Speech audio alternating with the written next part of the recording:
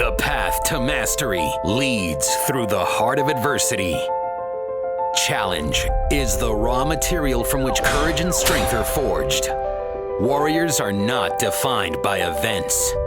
Warriors define them.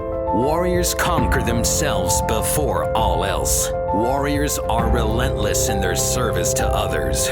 Join us as we open our hearts and hone our minds to a razor's edge. It doesn't matter how slow you go, only that you do not stop. Your time is now. And now your host, Jason McKenzie.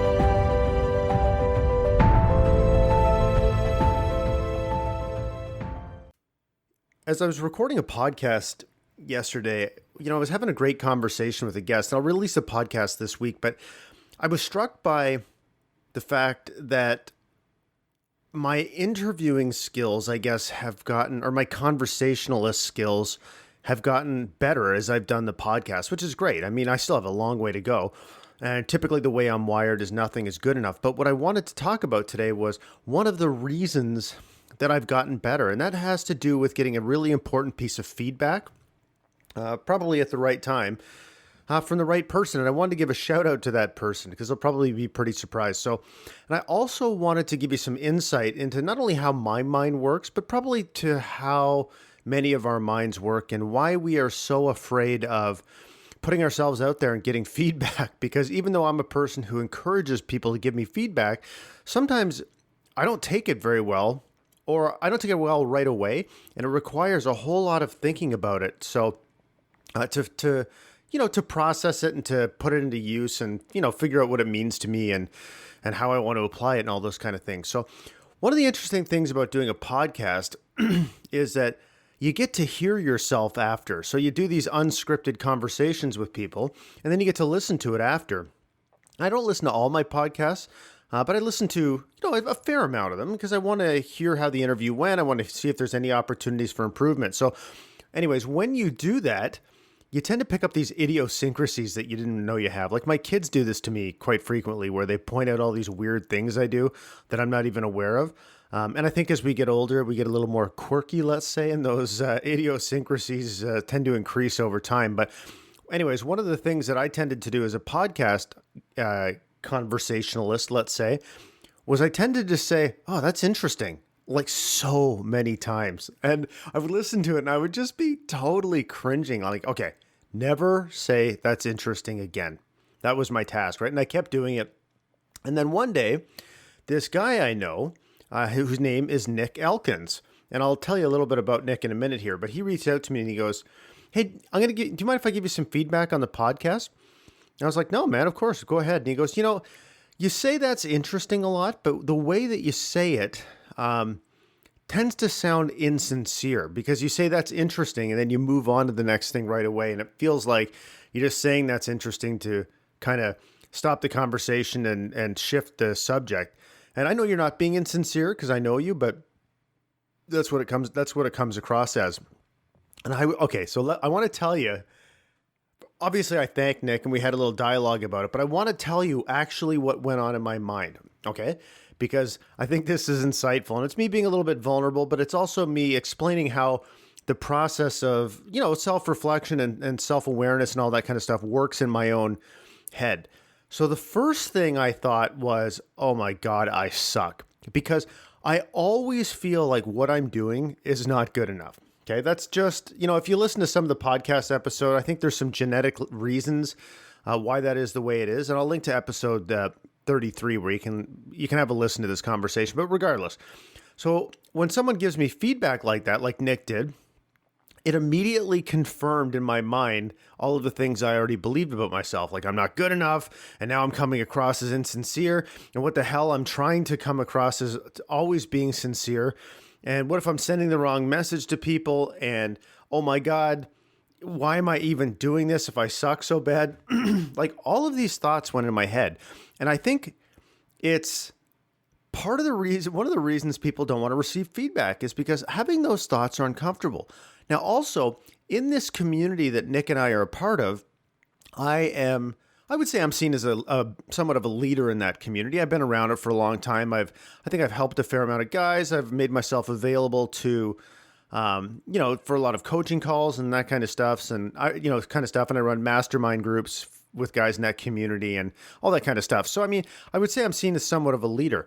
And Nick is one of these guys who is just crushing it, absolutely crushing it. And I think, and correct me if I'm wrong, Nick, but I had a coaching call with Nick like quite a while ago. And it was one of his first times that kind of, maybe I don't want to take credit for it, but I think that conversation we had set him down the path of joining this men's group, the Dad Edge Alliance, and, really turning his life around and actually absolutely taking ownership. So I'm going to be totally honest here and say there was a part of me that was actually concerned that my sucking so bad at being a podcast host would put my leadership street cred, I would say, at risk in this group, right? Because I've worked a long time to cultivate it. And part of it is me being seen as, kind of not always having my shit together, because I lean into the group too, but like being really good at everything I do. And this is all made up narrative in my own head, right?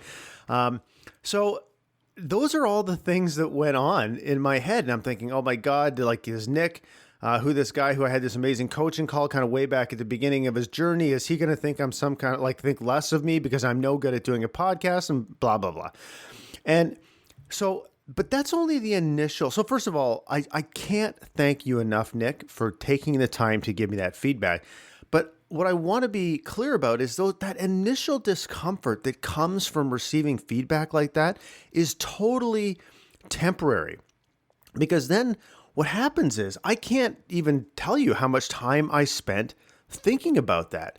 And not just thinking about like the fact that I say that's interesting, but about being more self-aware when I'm in these conversations with people and trying to find the perfect mix between like unscripted, but bringing intention to it too, and finding ways to incorporate the lessons that I'm learning in a way that, makes the conversations better, makes the final product that I'm offering better. And so I spent an incredible amount of time thinking of it. And what ended up happening was I've stopped saying that's interesting, but I become much more self-aware in the moment about the words I'm using, how the conversation is flowing, how I could potentially guide the conversation.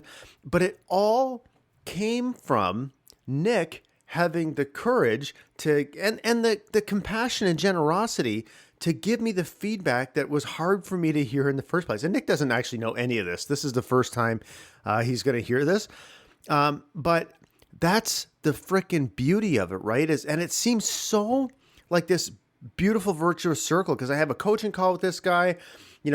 He ends up on this path of like constant self-improvement, like just absolutely relentless. He's bringing, he's got this band of brothers around him. He's pushing forward. He's doing things he's never done in his life. And then he turns around and helps the guy, returns the favor, I guess, and helps the guy that helped him also become better, do more, self-reflection and all of those things. And that's what is so friggin' beautiful about working, like spending time in an environment with a group of guys who are open and honest and supporting each other. So I think that's really all I wanted to talk about, was just that I wanted to give you some insight into how Mr. Vulnerability here, how I took that feedback and how the benefits and the wisdom in the feedback. I mean, I could logically hear it right away. Like, yeah, okay, that's great, man. You're right. I got to stop saying that's interesting. In fact, it was something I already knew. But how over time, with lots of thought and navel gazing and implementation and execution and doing it again and again and again, how that feedback is actually going to, I think it's a gift that will continue, that I will continue to receive over time, because it actually changed how I, hold these podcast conversations. And you can't put that genie back in the bottle. So that one piece of feedback is something that will continue to yield benefits to this podcast, to me, to my guests, to the mission of Mental Health Warriors forever. And I mean, that is a huge, huge gift. So Nick, man, I just wanted to say thank you. thank you. Thank you. I can't even tell you how much I appreciate what you gave to me. And I also want to say congratulations, man, because your evolution and transformation is powerful. It's inspirational. I'm glad to call you a friend, and I can't wait to see what the future has in store for you. So that's the message for today, guys, is that, man, when you put yourself out there, you got to get ready to get uncomfortable, but it's in that discomfort that magic happens. It's in that discomfort that growth happens. And surround yourself with a higher caliber of people. I'm going to do a podcast episode on this, I think, just me talking, because I used to think the idea of getting a higher caliber of people in your life, or people that were hungry and more aligned with your core values and the vision that you want to create for your life, I didn't know how to do that. And it is so easy nowadays. It's ridiculous. So I had a very limiting point of view about what was possible as it came to improving the quality of the people in my life. And I want everybody to understand just how not only how easy it is. I mean, it takes work, but the mechanics of it are easy. But also how profoundly life-changing it is, because it changes everything. So that's the message for today. So thank you to Nick Elkins, and thank you to every person in my life that is giving me feedback, is there to support me, and is there to, yeah, I guess that's it. Give me feedback, support me, and love me, because I've got more people in my life that feel that way now than I ever have, and it feels pretty fucking good. So we will see you next time.